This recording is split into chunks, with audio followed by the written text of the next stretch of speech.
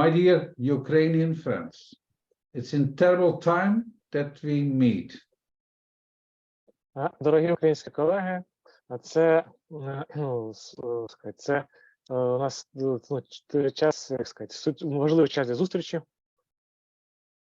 I like to start with this. І хотів би почати з наступного.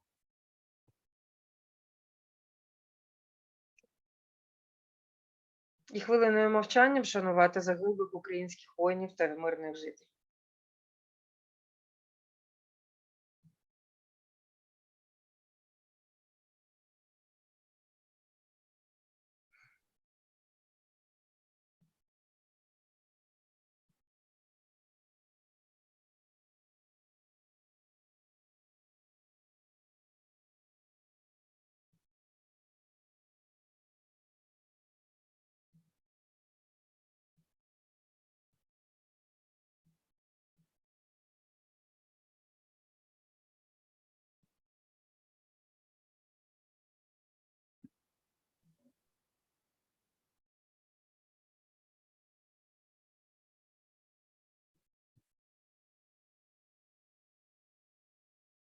Thank you. Thank you. It's a terrible time. I can do only this. It's the only thing what I can do is to pray for Ukraine. May the Lord save the country, the inhabitants, and especially the soldiers in this terrible time. May the Lord be with you. Thank you. This is my starting in the knee problems.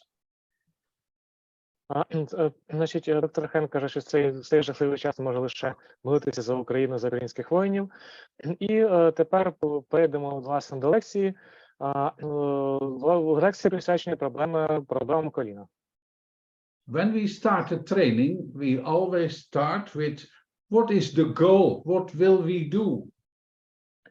Коли ми починаємо такий тренінг, ми завжди почнемо з того, що ми можемо зробити. І що ми маємо робити. And not now, but mostly we start with a pre-test. І практично завжди ми починаємо з попереднього тесту, попереднього запитання. That's not an exam. It's only to give the colleagues information about their own knowledge at the beginning of the training. Це не екзамен, це просто спосіб актуалізувати, допомогти колегам підняти їхні знання з цієї проблеми. And we are doctor, and we see patients. Тож ми лікарі, ми бачимо пацієнтів. And the patients doesn't come with their illnesses, but they do come with their complaints. І пацієнти не приходять вже з готовими діагнозами, а приходять зі скаргами. And that you will see this complete training is about 10 patients. Цей тренінг складається з 10 розділів. It's not possible to discuss extensively all these patients. Неможливо розглянути, продискутувати всіх пацієнтів. That takes too much time, but a lot of it. Це зайняло дуже суттєвий час, надто багато часу. First of all, a little about the anatomy. Спершу трохи про анатомію.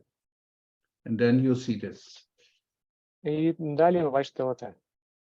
I think in general, the Ukrainian colleagues better know their anatomy than the Dutch colleagues. В цілому, думаю, що українські колеги краще знають анатомію, ніж датські. It is in your study like a hammer impressed. Це прямо, знаєте, як правило, вколочено у пам'ять у знання. The parts which will be important in the different complaints. Тут наведені ті частини суглобу, які приймають участь в тих чи інших скаргах.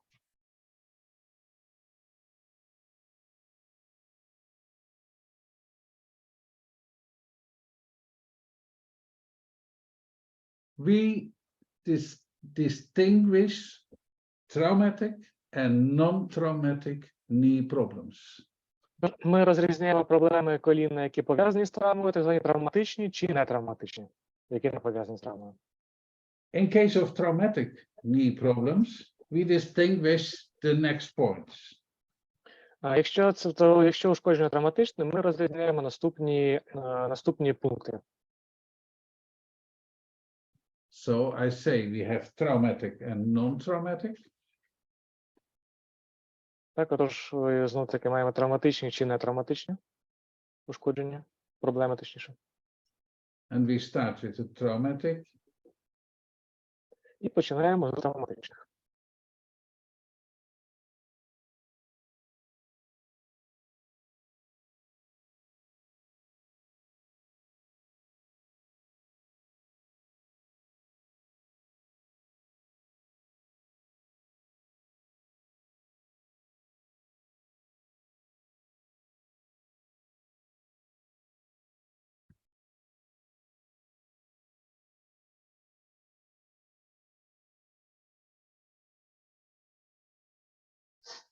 And these are the traumatic knee problems, from contusion to, in the severe form, the fractures. Ну, а це список проблем, власне, з коліном, починаючи від забиття і закінчуючи переламами. You will see, Так. yes, you will see in this training that not in all cases you need X-ray or echographia or other things. In a lot of things, physical diagnostics sufficient. Як ми бачимо, далеко не для всіх проблем треба проводити рентгенівське дослідження або ультразвукове дослідження. Більшість діагнозів можуть бути встановлені клінічно.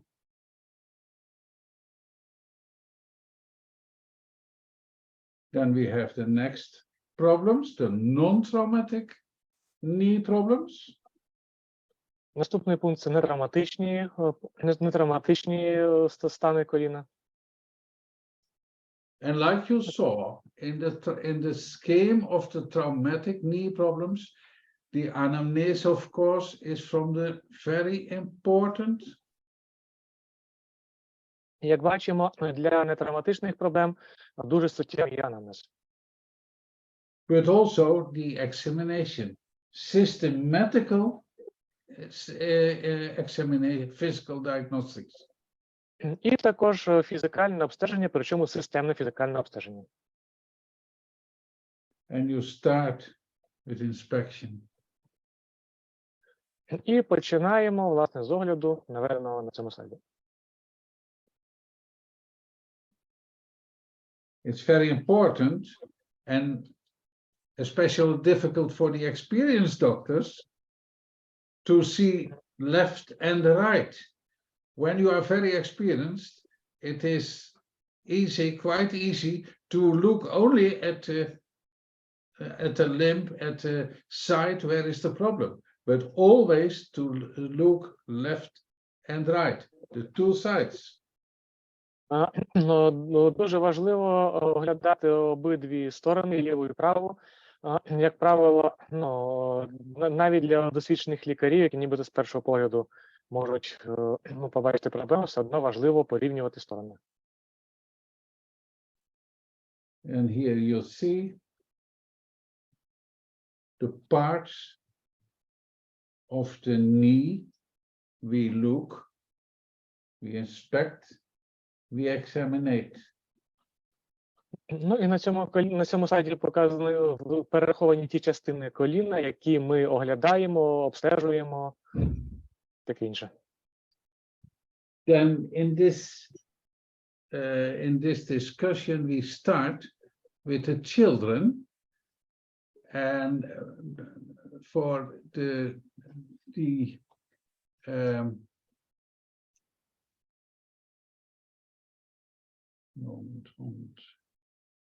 У цьому пункті ми почнемо, власне, з огляду з дитячих проблем, з огляду дітей та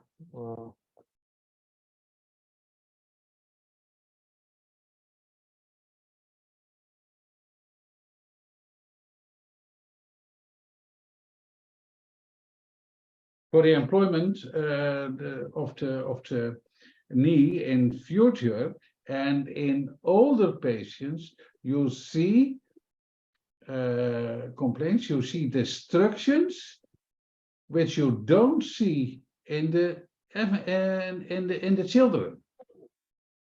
Тож, як сказати, у дорослих людей можна побачити ті, тобто, скажімо так, навіть розрізняються і скарги, і прояви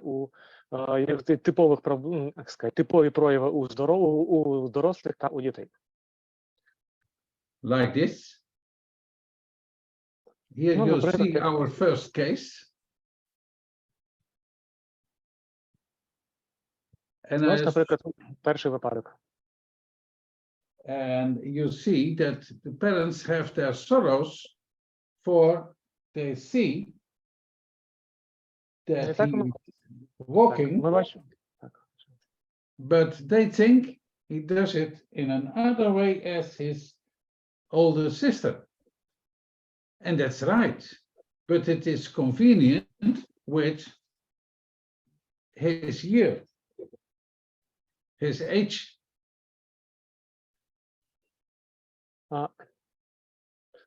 Тож,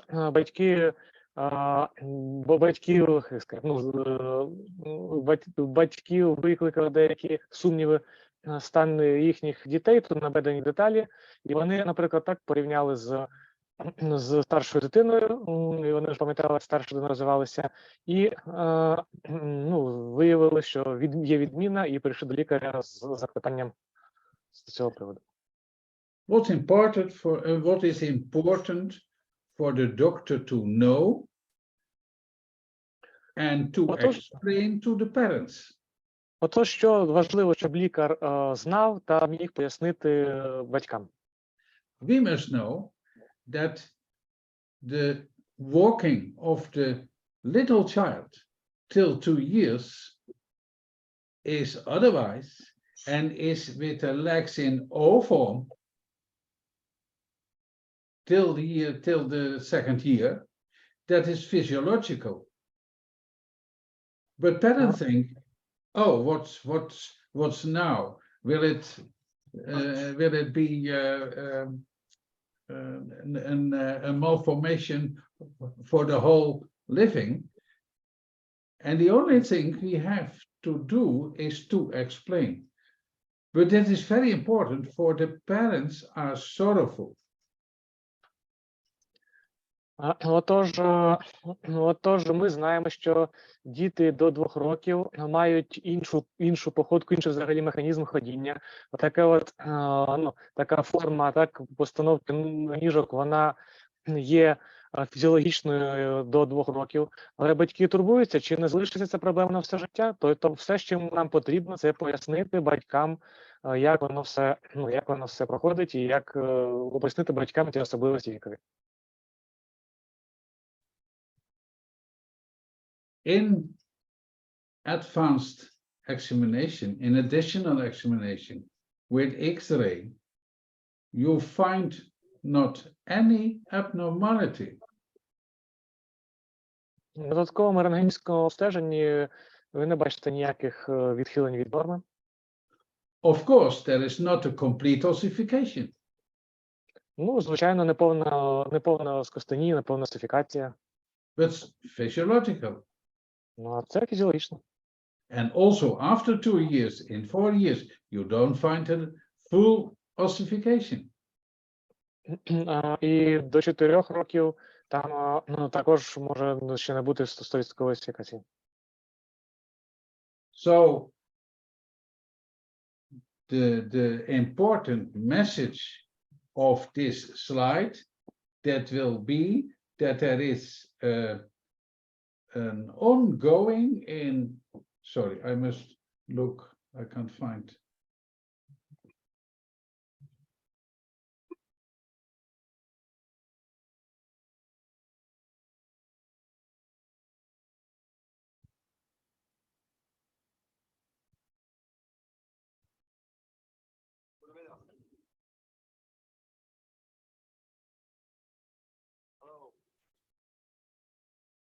there is a gradual employment of the walking in the little child. That is the message. Так, і власне, відбувається поступове, як сказати, залучення до ходіння дитини, і це є основним, що ми маємо донести до батьків.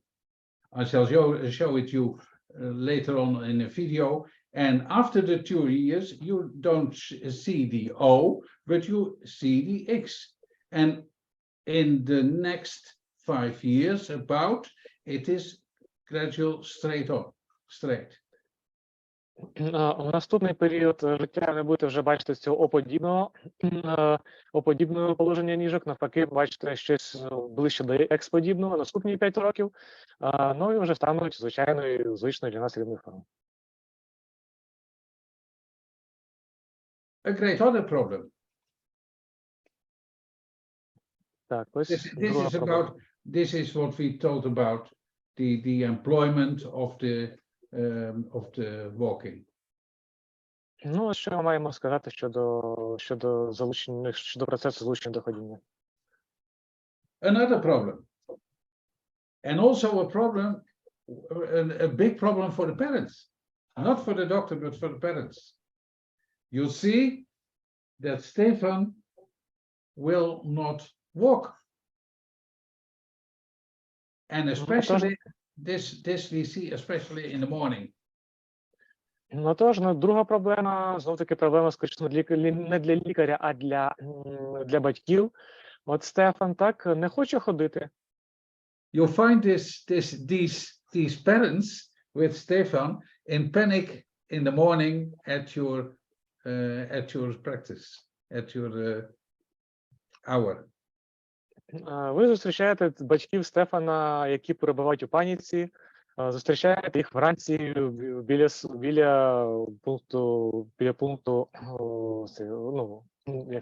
пункту прийому себе лікаря. We say panic, but it needs only a good explanation. What has happened?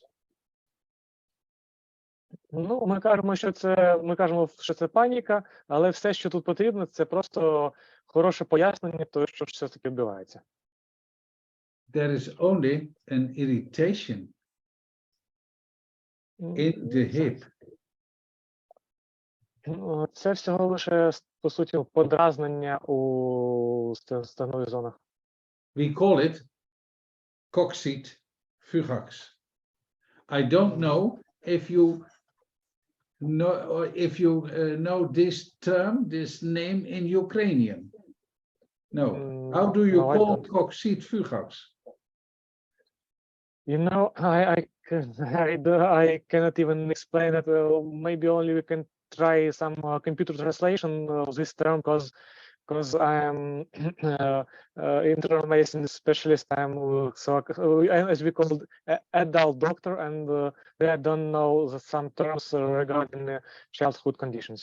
Okay, I shall explain the trouble, the problem. Yes, so let me translate the previous part. Значить, по суті, тут ми маємо справу всього лише зі станом, який називається коксит. От не можу далі перекласти. Зараз доктор Хенк пояснить, що це саме таке. So, it is a coccyx, but you must not think about an infection. It's not an infection. Тож, це коксит, але... It is a sterile coccyx. Тож так, це коксит, але ми не маємо думати про якесь ураження, там, травматичне, це інфекційне. Це є асептичний коксит. So it is only an irritation. Це, по суті, лише подразнення. It is self-ending. І воно самолімітуюче, саме проходить. In 3 to 10 days, mostly within a week. Воно, в принципі, може пройти десь в межах тижня. And it does not need any therapy. І цей стан не потребує ніякого лікування. What is important? The explanation to the parents. І знов таки, що є найважливішим, це пояснити це батькам. When the specialist should examine this patient by echography, then he should find a little widening between in the hip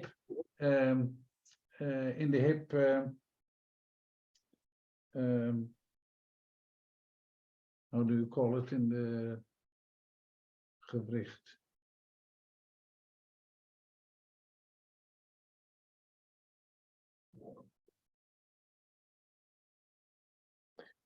Within the synovium, within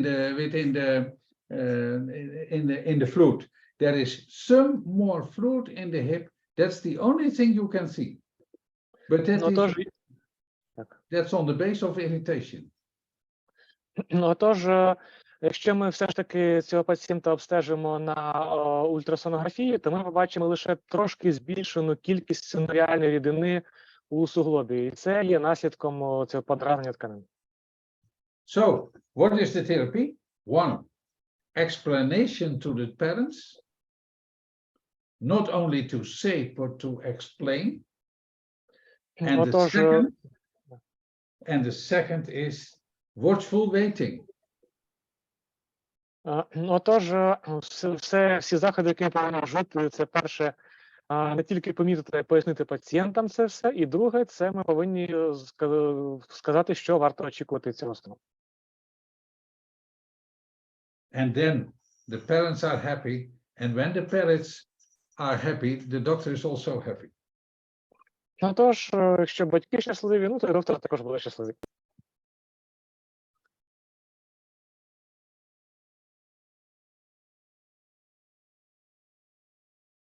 My third patient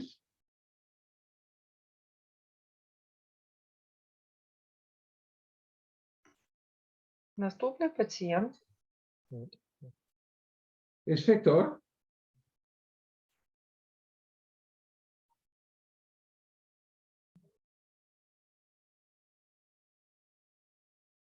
That's the patient.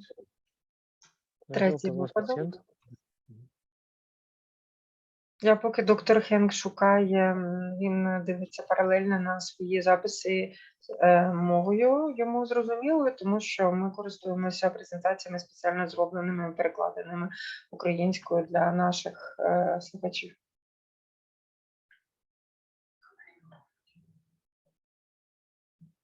And this is, here you see difference in the X-ray. Victor is an older boy, he is 7 years. Отож, хлопчик 7 років, і тут ви бачите суттєву різницю між сторонами тіла на рентгені. And can go, but he has pain. Ну і він може ходити через біль. Mostly on one side, but it is possible on both sides. Біль здебільшого з одної сторони, хоча в принципі буває з двох. What is the problem? You know that the feeding by blood of the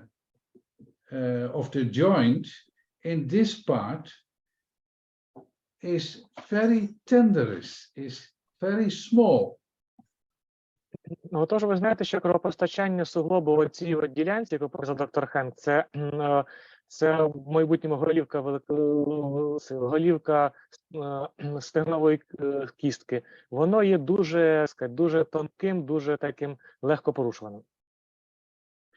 In this case, there is at first in the stand, in the attitude of the joint, some sliding. And it's not a problem when it gets rest.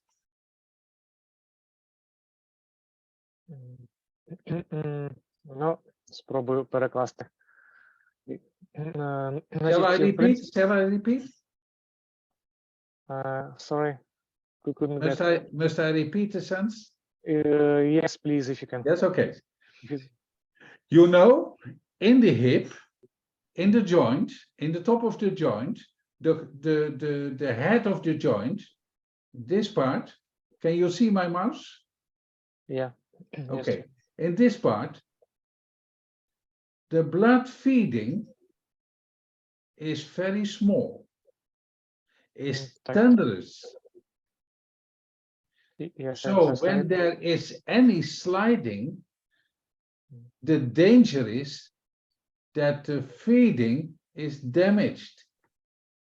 Thank you. Отож, через те, що кровопостачання є дуже таким незначним і легко порушуваним, то невеличке навіть зміщення вже буде призводити до порушення кровопостачання відповідно трофіки цієї ділянки.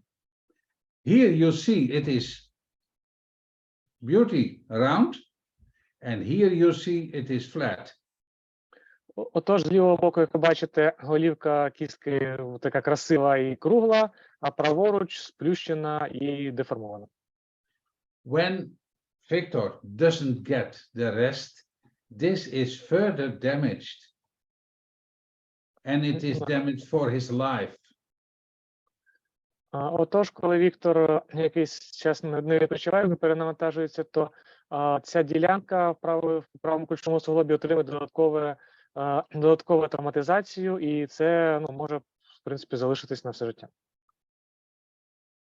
So, Victor needs rest, but also control. So, this is a problem for the specialist, for the orthopedics. Отож, цей пацієнт Віктор має мати більше відпочинку, в той же час він має знаходитись під спостереженням, і це вже є галуззю ортопеда. Most of our doctors are afraid of this problem in the little children, but there you will not see this. Більшість лікарів, більшість наших лікарів боїться цієї проблеми, особливо в маленьких дітей, але саме в них і важче помітити. So you see, when we have children older than 5-6 years with problems in pain or walking, which was not before, it's a problem for the orthopedics. Отож, якщо ми зустрічаємо проблему у дітей 5-6 років, проблема, яка заключається у болі при ходінні, це, як правило, вже проблема, з якою потрібно звертатись до ортопеда. We call this the illness of Pertes. Ми називаємо це хворобою Пертеса. Pertes is called of a doctor who found this, but I don't know if you know the term Pertes. Власне, так, це хвороба названа прізвищем лікаря, який винайшов, але от зараз питання, чи ми знаємо такий термін. As for me, I don't know such term. Okay. No, not usual for our books and literature. No. No. Okay, Pertes. You find it in English literature.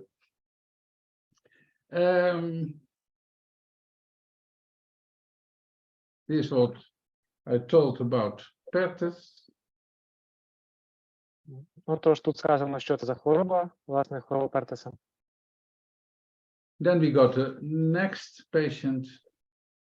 І наступний пацієнт. Лекс. Then we get other problems. It is problems not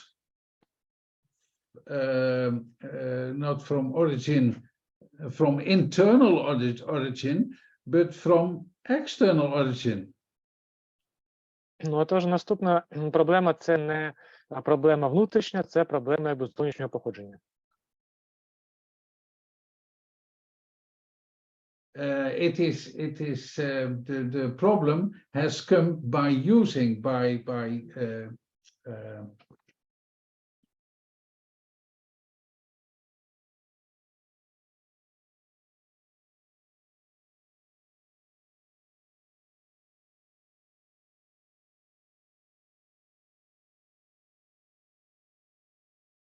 Ну, власне, вже перекладу, це проблема задіяння, це проблема, як сказати, це проблема роботи цього суставу, суглобу. Це By loading, проблема, by birding. так, це проблема the перенавантаження суглобу.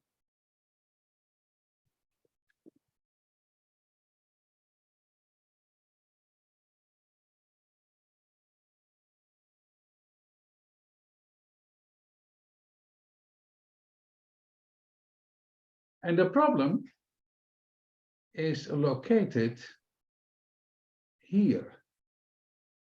І проблема локалізована там, де показує доктор Хенк. Так, це місце прикріплення сухожилля до горба великого мілкової кістки. With the knee joint, this point, there is a traction at the upper side by the muscles and at the lower side by moving the knee. В цій ділянці при руху коліна одночасно зустрічається тяга нагору, яка спричинена м'язами, та тяга вниз, власне, від механічної опори на кінцівку.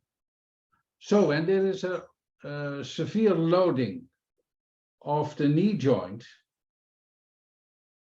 by, for instance, sporting, Отож, має місце перенавантаження колінного суглобу, таке точкове перенавантаження.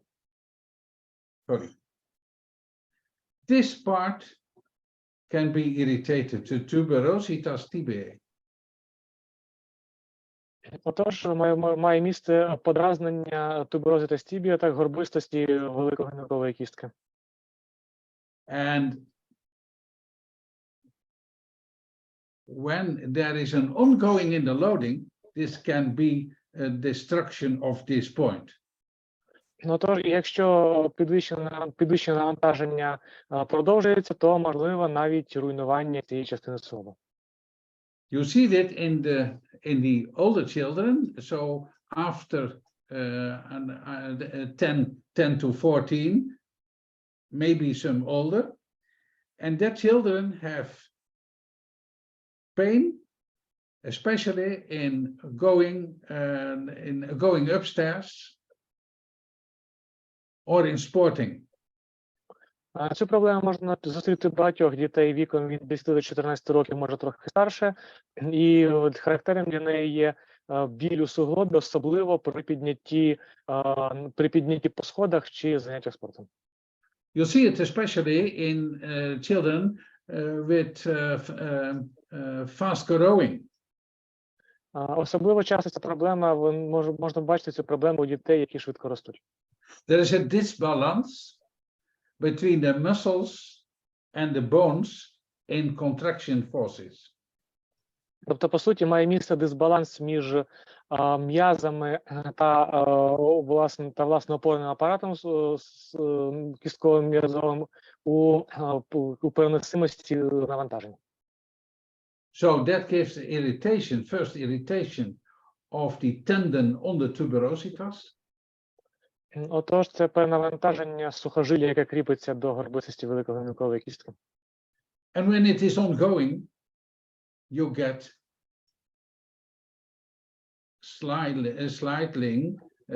sliding destruction. І коли це навантаження є постійним, то має місце все більше і більше руйнування структур, поступове руйнування структур. These children are allowed to moving, but not sporting and heavy loading. Цим дітям дозволений рух, але не підвищення навантаження, не спорт. And another difficult medical term, we call it the illness of Osgood-Schlatter. І ще наступне захворювання називається хворобою.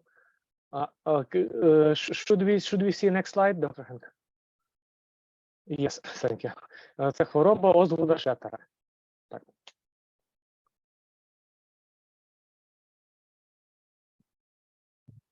And here you find when the occasions. Ну і тут ви бачите ситуації, якби, в яких це проявляється, характеристики клініки цієї хвороби.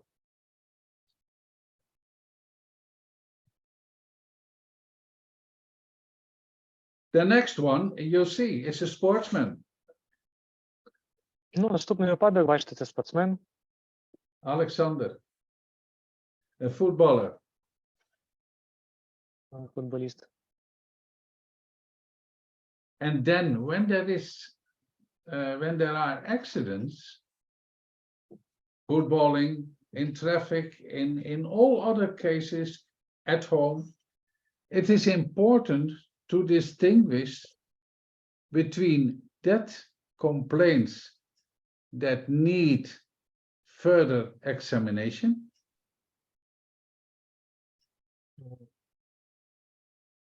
Ну, тож у таких випадках, ну, коли є так, спортивні навантаження, є буденні навантаження, дуже важливо розрізняти між тими станами, які спричинені, власне, підвищеним навантаженням спортом, так?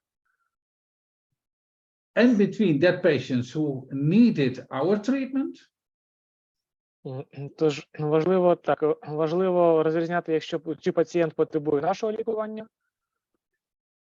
and that group, the most easy group of patients who fall and stand up and go on, and they don't need any treatment. ну, чи, наприклад, чи потребується пацієнт нашого лікування, чи це та група пацієнтів, які, ну, так говоря, встав, пішов далі і не потребує ніякого втручання. In these groups, it is very important what has happened, Отож, у цій групі дуже важливо розрізняти все ж таки, що саме сталося. how heavy was the trauma, Наскільки тяжкою була травма.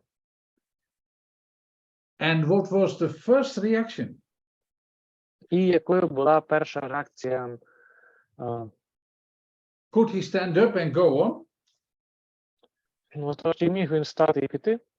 Could he stand up and walk 3 steps and couldn't and sit down and couldn't go on further at any step? Ну, тож, чи він, може, встав, пройшов 3 кроки і сів, і не може йти далі? Or did he feel cracked, lay down and can't move at any?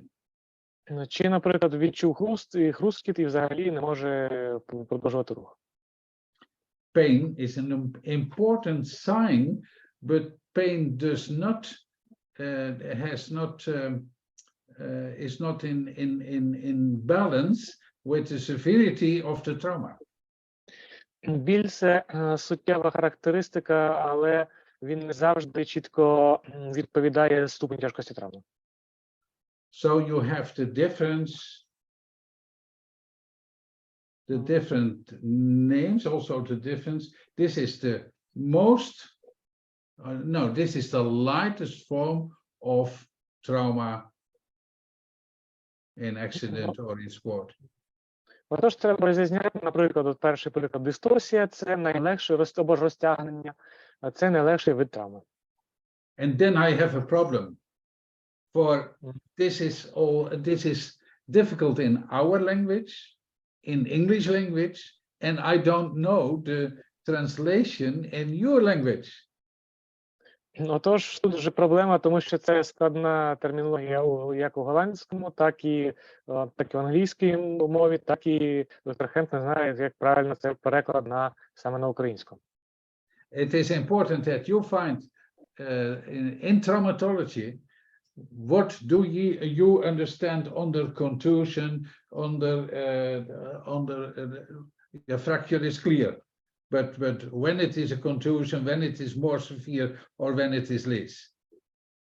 Ну, тож, дуже варто розрізняти цю термінологію, наприклад, там так от збиття, чи воно більш тяжке, чи менш тяжке, так є різні градації, які мають різні терміни. So, sorry, but I can't explain it in a right way that it is clear to translate in your language. Отож, доктор Хенк каже, що дуже важко це пояснити зрозумілою при перекладі мови.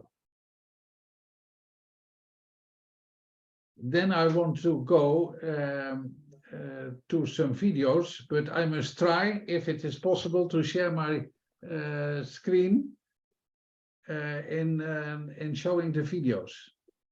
Ну тож, доктор Хенкс намагатиметься зараз показати відео з екрану.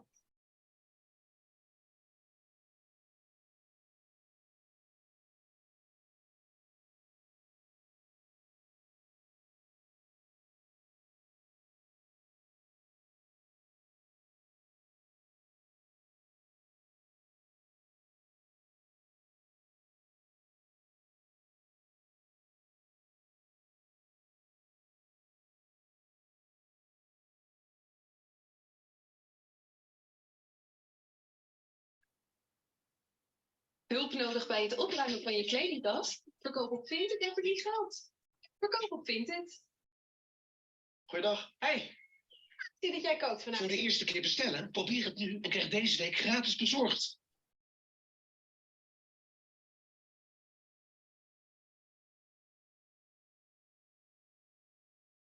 So I'm going to talk a little bit about the development of normal walking.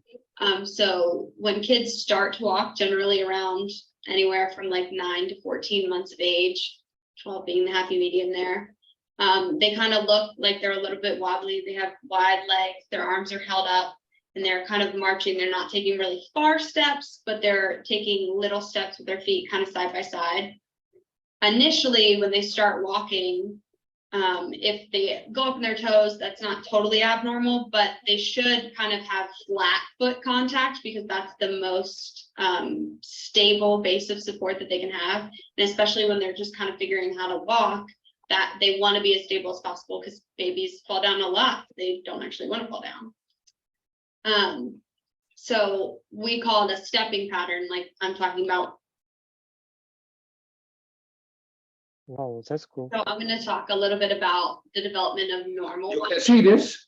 So when kids You can start see the to walk, video. generally around anywhere from like 9 to 14 months of age, 12 being the happy medium there, they kind of look like they're a little bit wobbly. They have wide legs, their arms are held up, and they're kind of marching. They're not taking really far steps, but they're taking little steps with their feet kind of side by side. Initially, when they start walking, if they go up on their toes, that's not totally abnormal, but they should kind of have flat foot contact because that's the most stable base of support that they can have. And especially when they're just kind of figuring how to walk, that they want to be as stable as possible because babies fall down a lot. They don't actually want to fall down. So we call it a stepping pattern, like I'm talking about, where they're taking small steps, high knees, kind of flat foot contact. And then as they get older, towards the age of 3, they mature and they actually take adult-like steps. So they'll begin to take longer steps. Their arms will relax down. It'll be a narrow step width. They'll go from heel contact to midfoot and they'll push off through their toe, like you should see an adult walking around. So between 1 year and 3 years is really where we see it change from kind of stepping to mature gait is what we call it.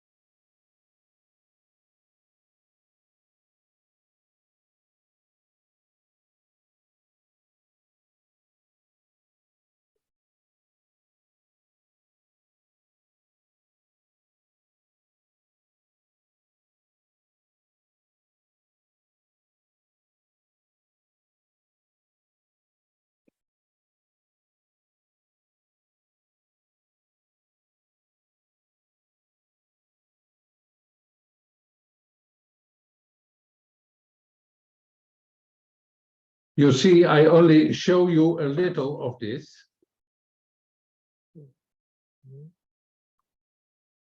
Yeah.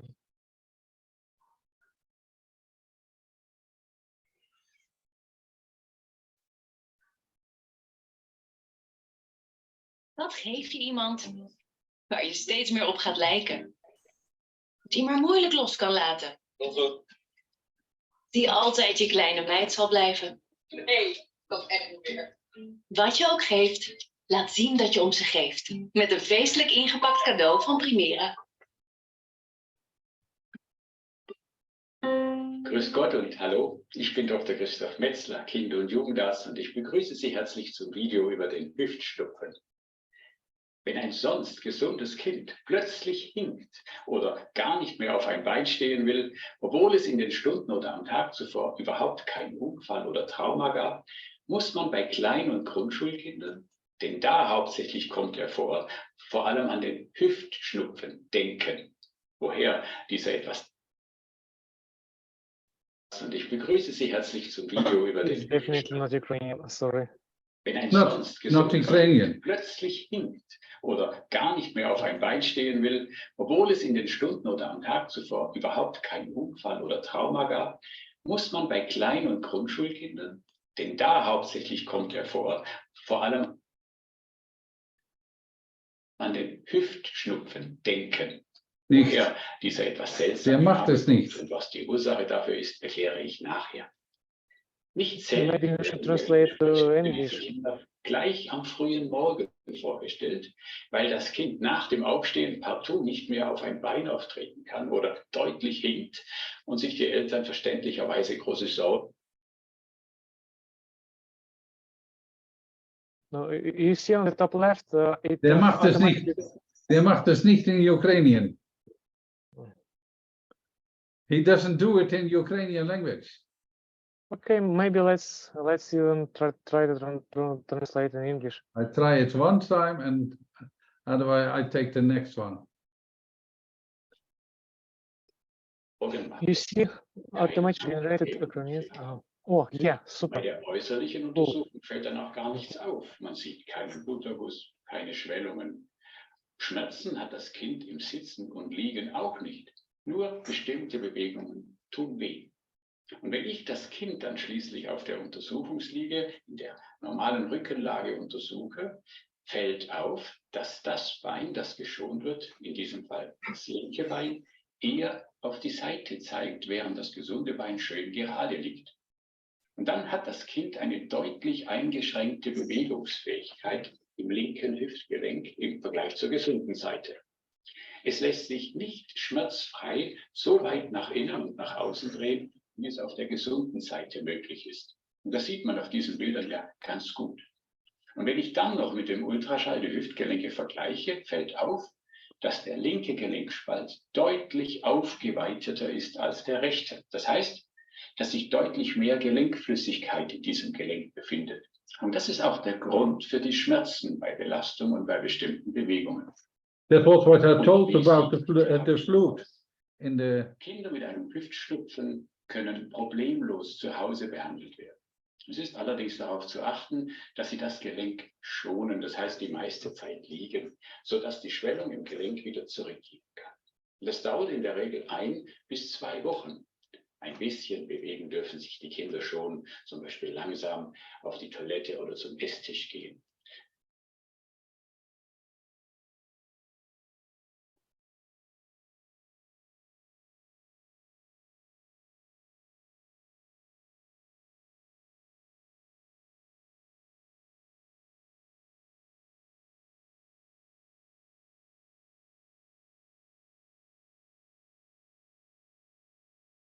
No, Coccidis fugax, I see. Sorry.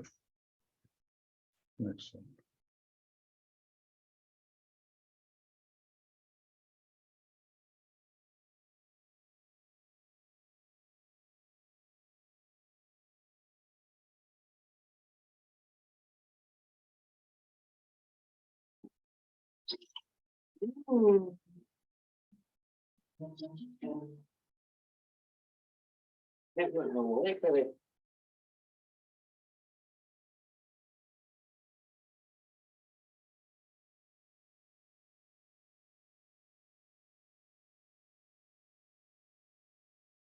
Hi, this lecture about Perthes disease, sometimes known as Legg-Calvé-Perthes disease. Objectives of this lecture are to explain the pathology, presentation, and X-rays of Perthes, and we're going also to speak about the classification of Perthes disease and what to expect and the prognosis for children who get Perthes disease, and then we're going to outline the treatment options for Perthes disease. A good source that you can use is Pediatric Orthopedic and Sport Medicine, written by myself, Dr. Naga, and Dr. Abdu, which is the second edition of our first book. A good video that you can refer to is Hip Pain in Children. This is one of my earlier video, and it talks about different causes of pain in children. Among them is Perthes. However, this video is going to give you more details. So what is Perthes? What does it mean, Perthes disease? Perthes disease is that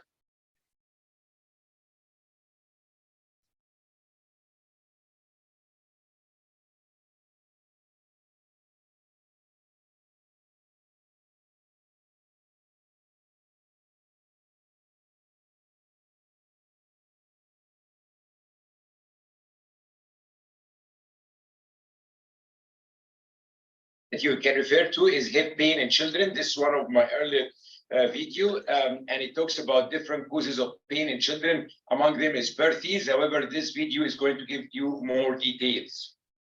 So what is Perthes? What does it mean, Perthes disease? Perthes disease is avascular necrosis of the femoral head in skeletally immature child.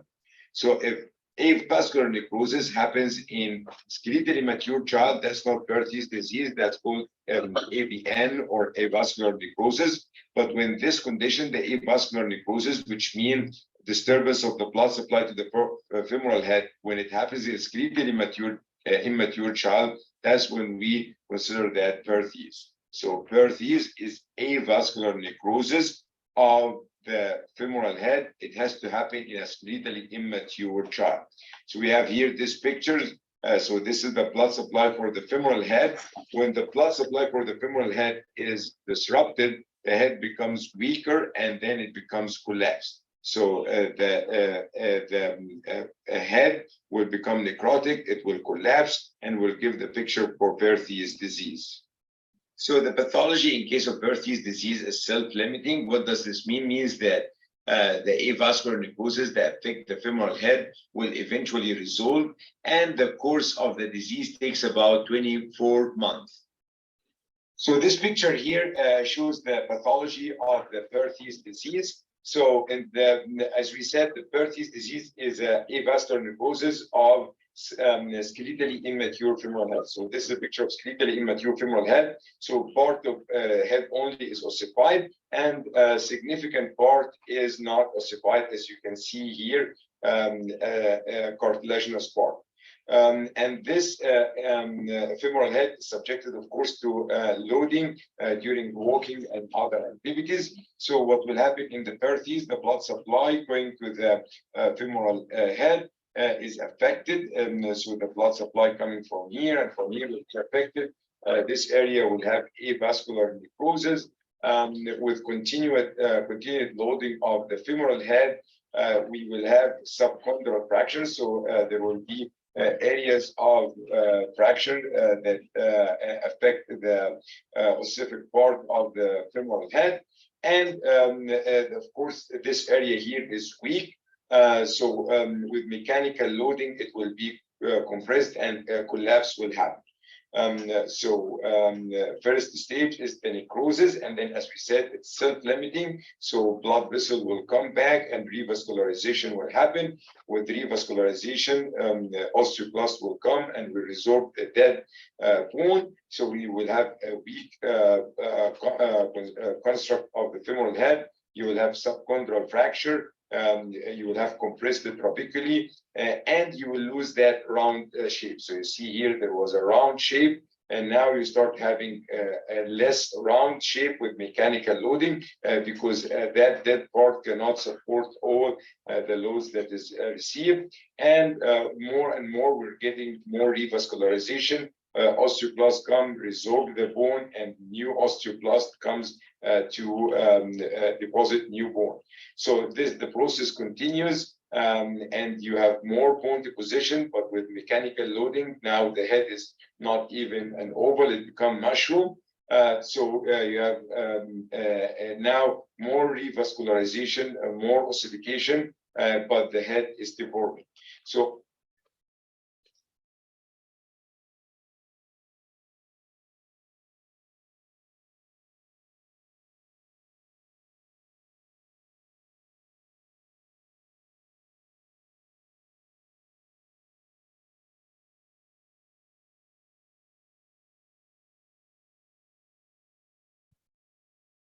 you see that there is a lot of videos and it takes a long time.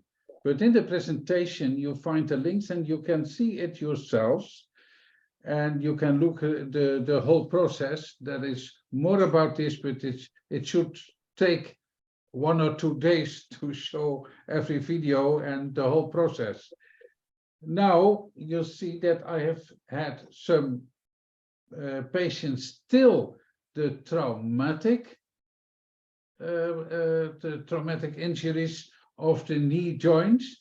Now I show you something about the examination and exercises. Отож, як ви бачите, це дуже там велике багато відео. В принципі, щоб подивитися всі відео можна пару днів. Може зайняти потребу зараз. Доктор Хенк хоче показати вже дещо з в плані обстеження та точніше фізіотерапії, лікування фізкультури при травматичних ураженнях. The next video is a good explanation. It's a video explanation and explains and makes visible what I have told about anatomy, what I've shown about anatomy of the knee. And you find that here. First I try undertitling. Наступне відео покаже нюанси анатомії. Власне, те, про що доктор Хенк трохи раніше казав і показував схеми. Та, власне, зв'язок з лікувальною фізкультурою. Is aangedaan. Zowel bij sporters of als we ouder worden, kunnen we last van knieklachten krijgen. We kennen heel veel verschillende soorten knieklachten. We kennen bijvoorbeeld artrose, maar we kennen ook bijvoorbeeld meniscusklachten. We kunnen een kruisband scheuren. De knieschijf kan niet goed sporen. Nou, en zo zijn er allerlei verschillende aandoeningen van de knie. Nou, wat is nou belangrijk om zeg maar, deze aandoeningen te voorkomen of uiteindelijk te verhelpen? Natuurlijk is het altijd raadzaam, als je klachten hebt, eerst contact te nemen met een fysiotherapeut. Wil je zelf uiteindelijk klachten voorkomen en wil je gewoon je knie sterker maken, dan raad ik je aan om krachtoefeningen voor je knie te doen en stabiliserende oefeningen. Ik zal je even uitleggen waarom. We hebben eigenlijk, dit is onze knie, dit is onze knieschijf en we hebben kniebanden. Nou, die kniebanden zorgen voor stabiliteit in het gewricht. De spieren, die lopen eigenlijk over onze knieën heen. Dat zijn de bovenbeenspieren, hier aan de voorkant, dus deze spieren. En we hebben spieren aan de achterkant van ons bovenbeen. Die zitten eigenlijk hier aan de achterkant.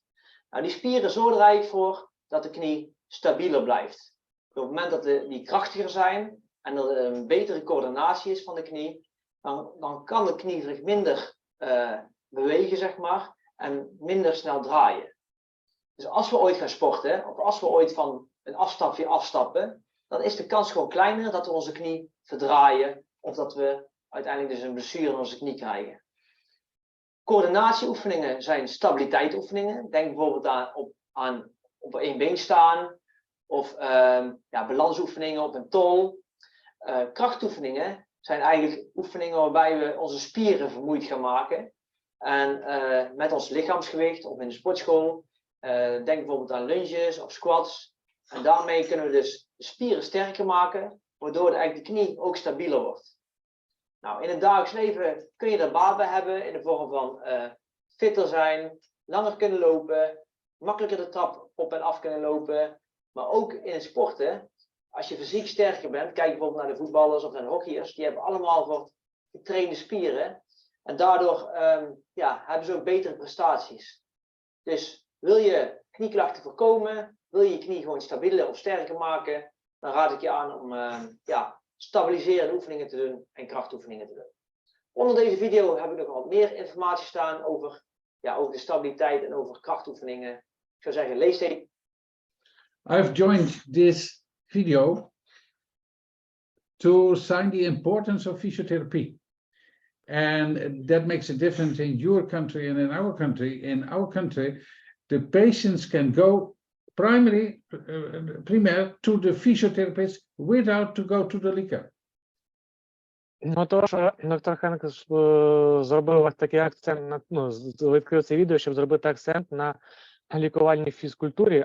Ну, тут термінологічна основа фізіотерапія та фізіотерапевт. В принципі, англійською найчастіше використовується в плані саме лікувальної фізкультури. Тому, і відповідно, хотів наголосити, що от у західних країнах пацієнт може одразу направитись, наприклад, до фізіотерапевта, до лікаря з лікувальної фізкультури, без необхідності попередньо записуватися до лікаря сімейного.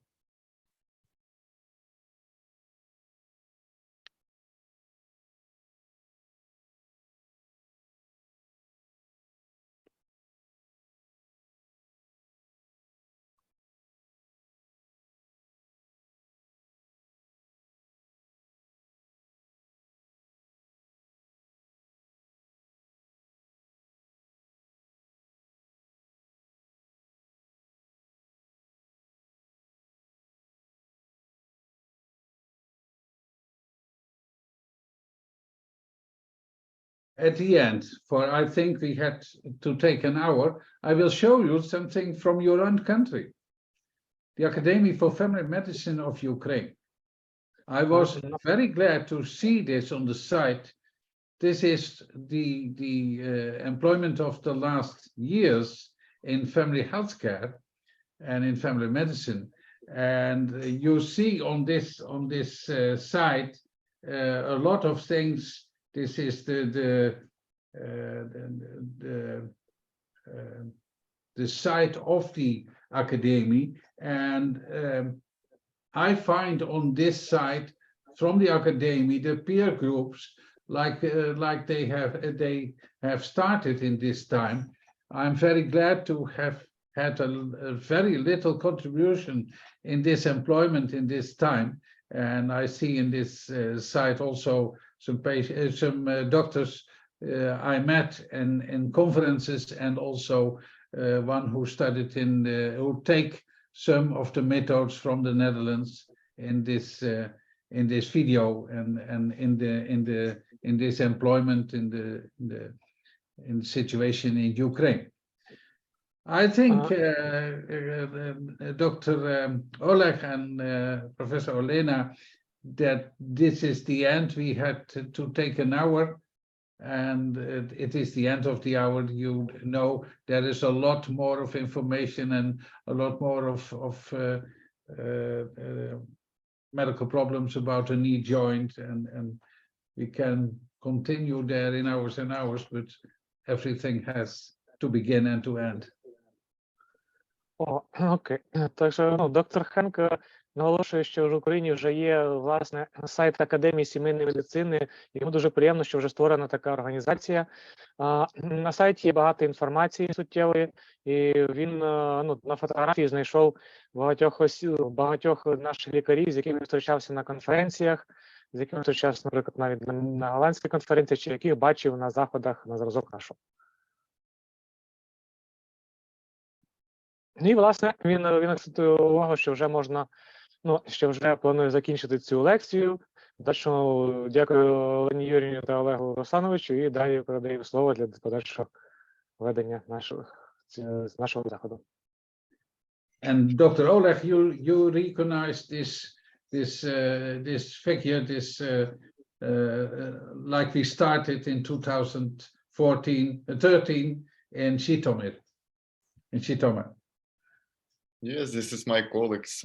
This is the place where I start my medical practice. Yes.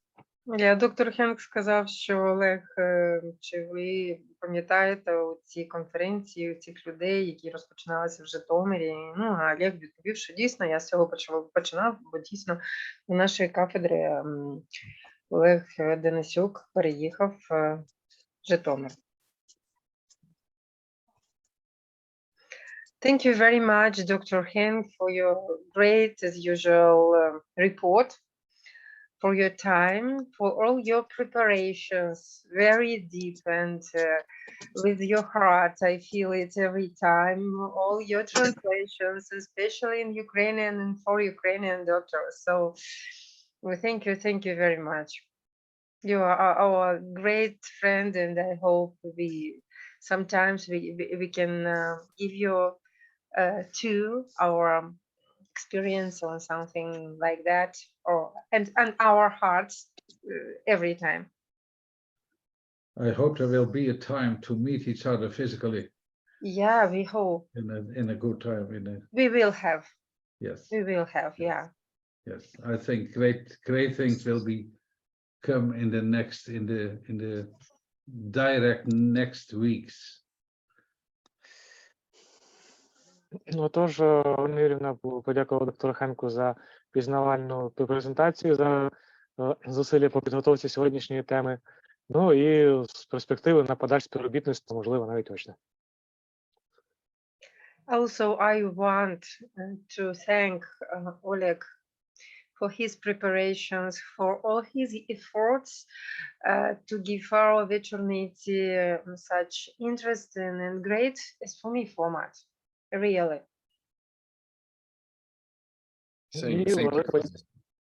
І велика подяка від Олени Юріївни, Олегу Руслановичу за підготовку сьогоднішнього заходу і матеріалів, також адаптацію матеріалів українською. А від мене подяка Андрію Анатолійовичу за переклад, що він підтримав, та що він такий гарний переклад. Дуже гарно перекладав. І бажання я тут Дякую. хочу додати Олега, зробити нашу подію дійсно, бо дуже достойною, бо дійсно ці всі от ефорти, як його перекласти, Господі, зараз не можу. Зусилля, вони не є марними. І ми все одно будемо розвивати вечорниці, і вони вийдуть на той рівень, який ми їх хочемо бачити. Олег, ми це зробимо, ну, вір мені просто. Як ти вірив до цього моменту? I believe. Yeah. I believe. Dr. Henk, and if we have questions in online form, I will send to you. Maybe we can,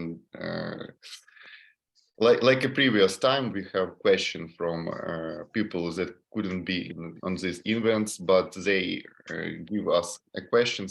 So I think I will send if it will be. Yes, okay. A record I will send you to. Yes, okay. Якщо в когось є питання, ви можете їх задати прямо зараз.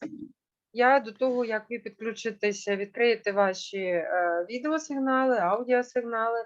Хочу подякувати особисто Андрію Анатолійовичу за переклад, оскільки дійсно я дала цю можливість. У Андрія Анатолійовича його PhD-дисертація була присвячена суглобам. Він дуже хотів займатися ревматологією, і тому я сказала, ну, мабуть, у вас буде найкращий досвід лексики, пов'язаної з суглобами, і він взявся і впорався з цим прекрасно. Чи є якісь питання? Do you have some questions, colleagues? Можемо цей запис виставити на YouTube, наприклад, і до цього долучити педіатрів та сімейників. Так, ми це зробимо. We will put our records to our YouTube channel. And так, це їм буде цікаво. Yeah. Thank you. Дякую. За ваш коментар, дякую. Thank you for very interesting information and very important for our practice. So thank you. Дякую, Олена Вікторівна. Ну, якщо питань немає, ви можете їх залишати дійсно письмово. І будемо тоді закінчувати. If you don't have questions now, you can send us your questions and we will start our finalizing. Okay. Yeah. I say goodbye to everyone. Thank you for your attention and hope there will be time that we go on with this topic or another topic. Goodbye, goodbye. Thank you for Goodbye. your presentation, Mr. Hank. Thank Goodbye you. and good Dr. luck. Hank. Goodbye. Thank you. Thank you and bye. Bye. Bye. Bye-bye. Best greetings from Ukraine and from Kyiv and another city. Thank you. Bye bye.